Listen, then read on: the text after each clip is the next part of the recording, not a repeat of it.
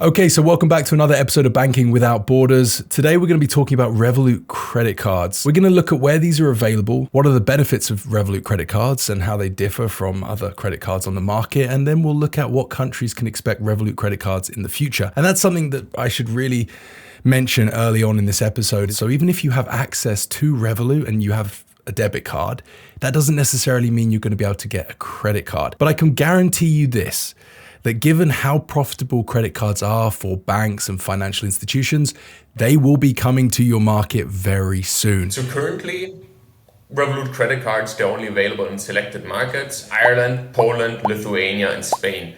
And additionally, in the US, they've done a soft launch. So they've introduced credit cards, but only a few selected users have access to that right now. For those in the UK, just to jump in there, it's very likely that although credit cards aren't available here yet, it's very likely that we'll see them in the near future, given that Revolut currently have a banking license, which is a preliminary banking license. Once they are fully authorized, they will then, I have no doubt, be rolling them out very quickly. Yeah, I also believe they'll launch in France, Germany, Italy, and Portugal very soon because they have a very strong user base in these countries. And also their Lithuanian banking license already covers these countries because it's European Union banking license. They're technically able to launch credit cards right away within the whole European Union using their Lithuanian banking license, but they haven't done that yet. So I assume But they haven't. No, they haven't, and I assume that has some product reason, right? If you're launching a new product, you don't want to launch it across the whole customer base, right? Potentially making a few mistakes. It doesn't sound very Revolut, Jan, to be cautious. You know, it's a product that's kind of directly competing with your debit card product, right? If you launch it, and maybe it has some reason.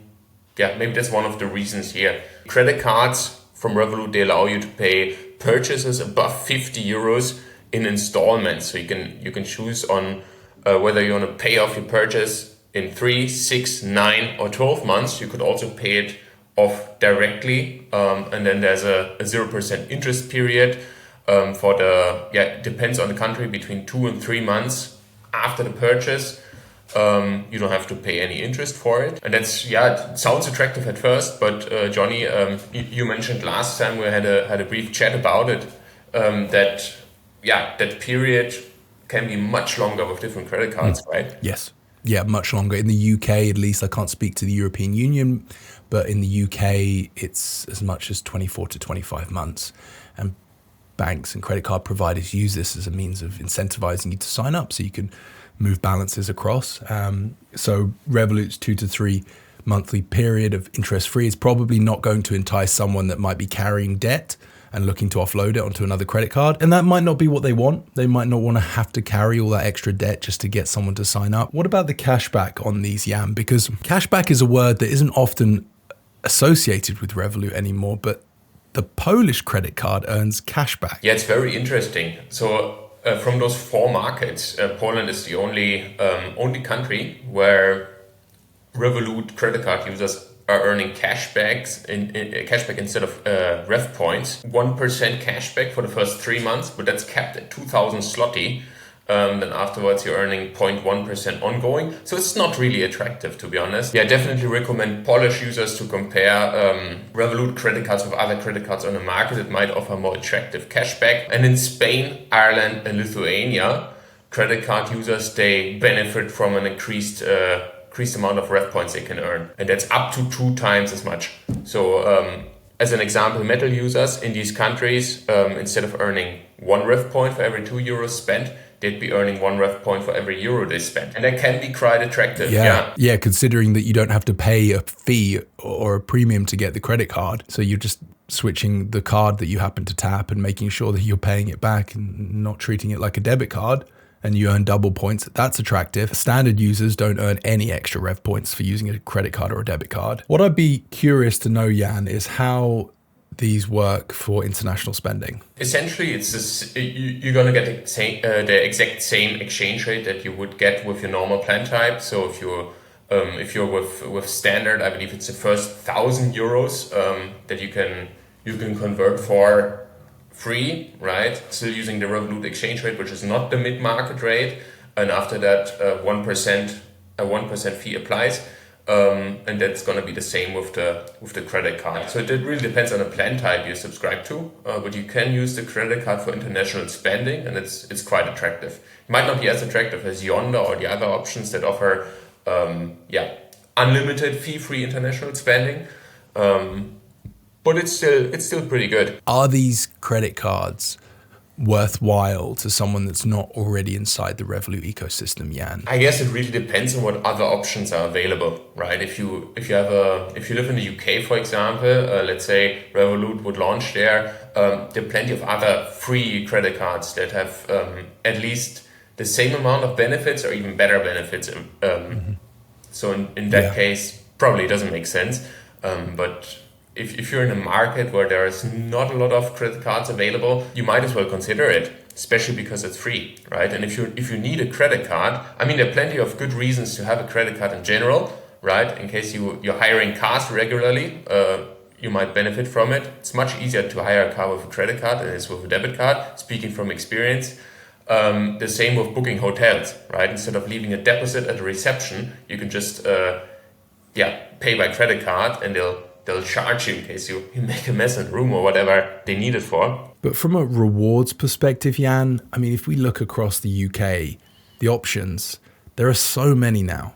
I mean, American Express Gold Card still really stands out, although it has an annual fee after the first year. Right, yeah, from a rewards perspective, it doesn't make sense, I agree. But what you're doing here is you're comparing a free product with a paid product, right? And I believe there's an audience that's just interested in a free credit card because they might not have a lot of spending every month that they would pay with a credit card, and they just want something in case they're going on a holiday, and in case they want to hire a car, for example, they need a credit card in order to do that. I agree with you there. As a easy access to a credit card, this is definitely a good option. And also just the general sign up flow, right? Jan, getting hold of this credit card is probably going to be faster than using potentially any other provider. Yeah, Revolut has an amazingly seamless sign-up process, and I can't imagine it's different from the credit card.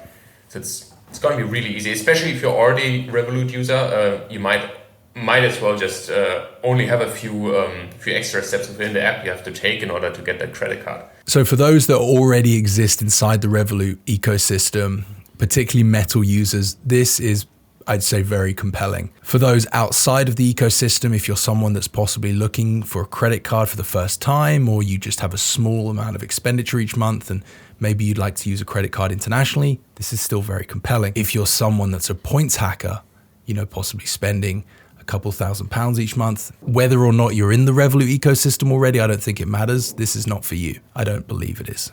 I absolutely agree. Would you speak from the European Union for a moment? I mean, is there any argument in which this could be beneficial to someone who's a points hacker because there just simply isn't, or would like to be a points hacker simply because there aren't any other options? You still have American Express in the EU, right, Jan? I can say for sure there's none within the whole European Union, but it depends on each market. So in Germany, there might be one or two options. In Poland, there might be one or two options, and in Austria and whatever other countries you are. You've just made the point as well that it's not compelling enough to just go into it blindly and sign up. Shopping around is still definitely something I would do, and trying to look at what other credit cards are available and making the comparison. But from an international spending perspective, if there is a fixed fee on a credit card that you're looking at for spending money internationally, well, Revolut wins because you're only constrained by your plan.